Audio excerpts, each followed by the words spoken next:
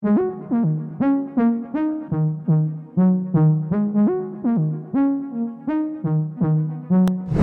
sociedade virou a página de um sistema político que perdurava pelo menos desde 1989. Lava Jato cometeu excessos, sim. Lava Jato foi importante, foi importantíssimo. E essas duas coisas são reais. Bate-bola. Ema.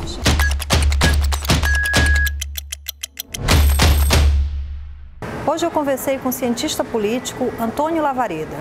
Ele conversou um pouco sobre esse momento atual e o que podemos esperar para o próximo ano. Um ano de renovação na Câmara e Senado. Acompanhe a entrevista, curta, compartilhe, se inscreva em nossas redes sociais, ative o sininho no canto direito da tela.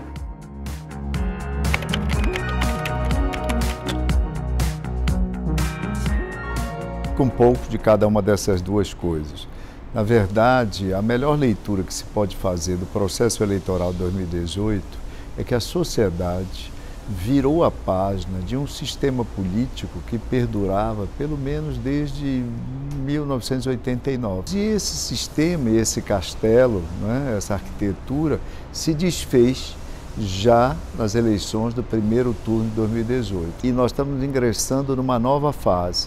Essa nova fase apresenta facetas diferentes a depender dos níveis da política. Apresenta uma face, né, com a emergência de uma forte emergência de novos personagens na Câmara Federal, por exemplo.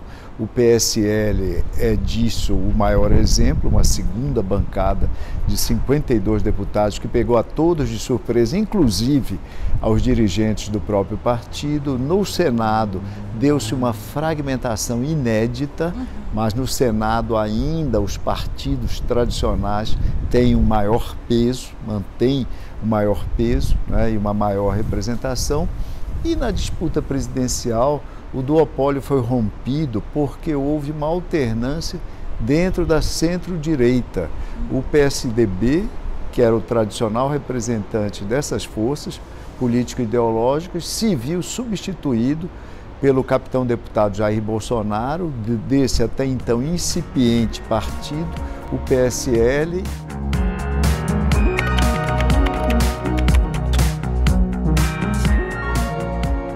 A correlação de forças vai se dar, num primeiro momento, no enfrentamento direita e esquerda, em que a esquerda, embora não tendo decrescido efetivamente, o PT conseguiu manter uma força razoável.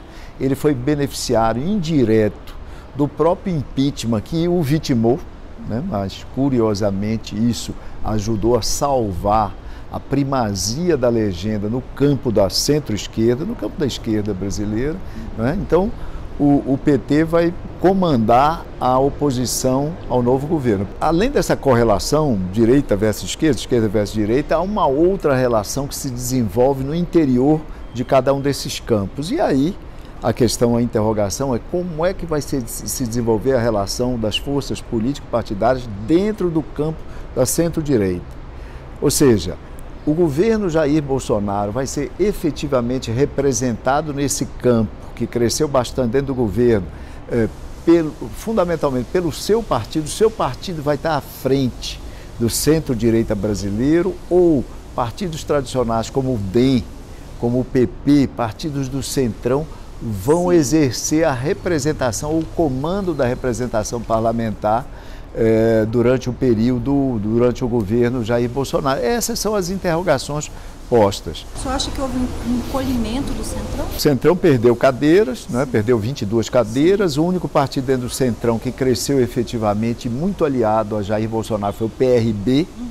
E a grande questão que eu dizia é o seguinte, que se abre aí para frente, para o próximo capítulo da história política brasileira, é se a direita, né, essa direita que é vencedora nas urnas, na principal eleição, que é a eleição presidencial, se ela vai efetivamente construir um novo e forte partido à direita do espectro, não mais um centro-direita como o PSDB, mas nitidamente à direita, como, por exemplo, ocorreu na Itália. Assim como nós tivemos essa eleição crítica é uma categoria de eleições da ciência política, né, que nós tivemos ao tempo, em grande medida, motivada pela Operação Lava Jato.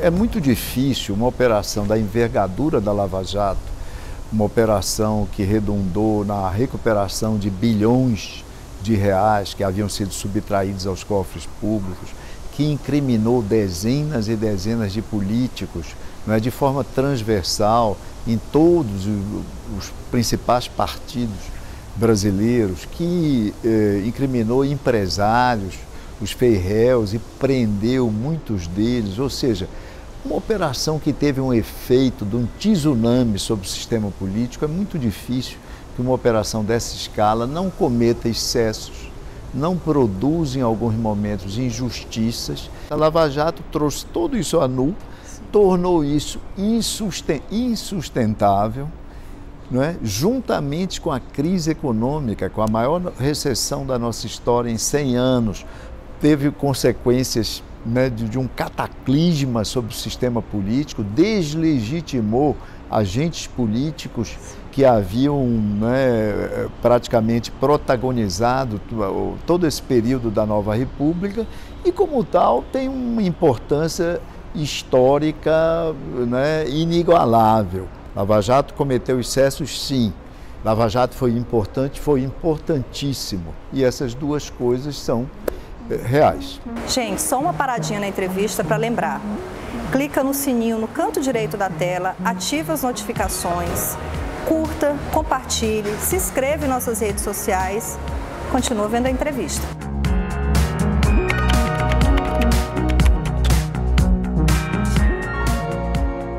Na eleição crítica emergem as terceiras forças, né? Essas são as características principais que a ciência política aponta associando a essas eleições críticas. No caso da eleição brasileira de 2018, nós podemos dizer que foi uma eleição super crítica.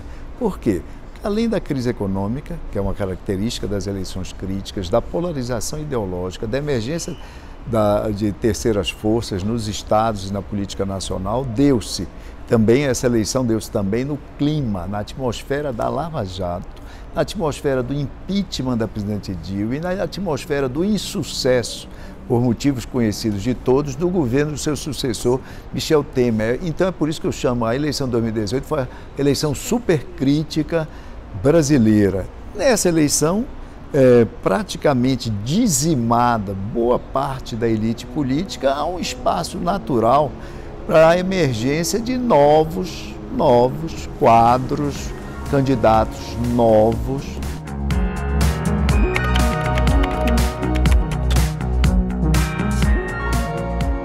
Surpreendente não é só Marina Silva ter tido 1%, surpreendente é Marina Silva ter perdido a eleição por Cabo Daciolo, por exemplo. Não é só para nós ficarmos numa coisa quase caricatural que mostra o quão foi extraordinária essa eleição de 2018. Uma eleição a qual o país nunca havia assistido, talvez só comparável sobre alguns aspectos com a eleição de 1989.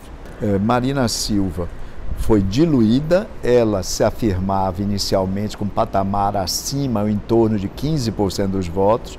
Na verdade, depois se veria que esses 15% eram intenções de voto petistas ou lulistas que estavam, digamos, abrigados, entregues à guarda, né, de Marina Silva temporariamente, enquanto o PT, enquanto o Lula não apresentava a sua candidatura. Geraldo Alckmin foi vítima, tá, do insucesso do PSDB em continuar a manter a chave da representação do campo do centro-direita. O envolvimento de lideranças tucanas na Lava Jato, sobretudo o envolvimento do ex-presidente do partido, do candidato, do herói que o partido apresentou às urnas em 2014, que por um fiapo de votos não conseguiu ultrapassar Dilma Rousseff no segundo turno. Essa decepção, essa frustração levou a parte substancial do eleitorado tucano, né, a uma indisposição, a uma rejeição do partido e do seu candidato, Geraldo Alckmin, que também estava mencionado em inquéritos, etc., mais uma liderança, além dos governadores do Paraná, e do governador de Goiás, entre outros quadros, e tudo isso fez com que o partido minguasse para os 5% que obteve.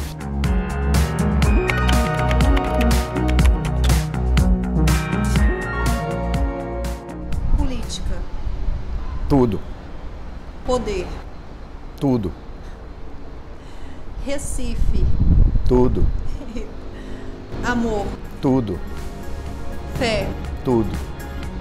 Amor. Obrigada.